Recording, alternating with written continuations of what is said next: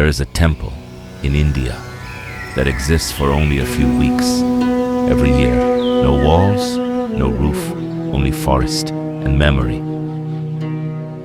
Long ago, Daksha Prajapati decided to perform a grand Yajna. It was no ordinary ritual. Every god was invited, every celestial being, every sage, every king of the heavens, every god except one. From every realm, the gods descended. Indra and his court, the Adityas, the Vasas, the Maruts, every divine being in creation, all summoned by Daksha's command. The sacred fire had been burning for 7 days and 7 nights. At the center of it all, Daksha Prajapati, progenitor, king, creator of worlds, and a man, consumed by his own pride. Among all those thrones prepared for the gods, one seat was deliberately left empty. Daksha had one daughter, Sati, and she had done the one thing her father could not forgive. She had chosen Shiva, the god of destruction, the wanderer, the ash-smeared ascetic who belonged to no court, no ceremony, no world Daksha understood. How could she not go?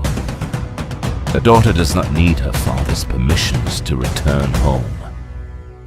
She descended from Kailash, past the silver rivers of heaven, through clouds that moved aside to let her pass.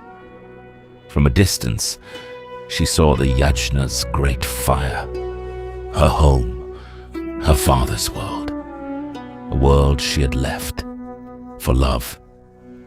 She still believed that fathers always love their daughters, that love, in the end, always returns. She approached the great entrance, and the guards stood aside, silently, without announcement, without welcome. But the moment she arrived, she knew something was wrong. Before the assembled gods, Daksha looked at his daughter and spoke, not with love, not with grief, with contempt. He called Shiva a wanderer, a beggar, unworthy of his lineage, unworthy of his daughter. Sati stood still. She could feel every word. And then Daksha said something that could not be unsaid.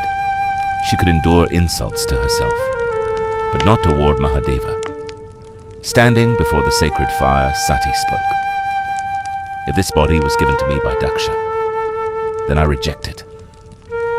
Closing her eyes, she invoked her divine power. And before the stunned assembly could stop her, Sati entered the flames.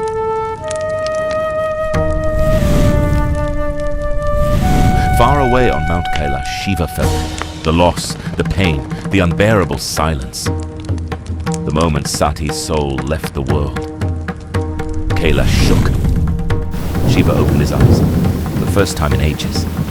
Tears fell. He came. Not as a destroyer, not yet. He came as a husband. He reached into the fire, and he carried her out. He walked, and kept walking, through worlds and between worlds. He did not stop. He could not stop. The grief burned, and grief, in a god, has only one direction to go. From the matted hair of Mahadeva, from the grief itself, Virabhadra was born, a being of absolute wrath, a weapon made of sorrow. Virabhadra did not walk. He fell, like lightning, from a sunless sky. For the first time in his life, Daksha knew fear.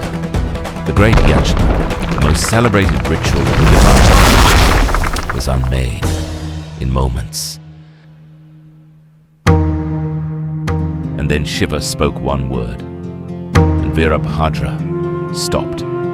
Lifting Sati's body into his arms, Shiva wandered across creation in grief. The balance of the universe itself began to unravel. To save existence, Lord Vishnu released the Sudarshana chakra. Parts of Sati's body fell across the land, creating the sacred Shakti Pithas, built by hand, raised from the forest, and then, when the season passes, given back to it. Devotees cross rivers, walk through forests, and gather at the sacred site where tradition says gods once stood. Coconuts, flowers, the flame of an oil lamp carried through the forest. Offerings that cost everything to someone who has very little. The Nilavilaku burns through the night, through the rain, through the forest dark. It does not go out. They only know they must come for a moment in this clearing. The distance between then and now disappears.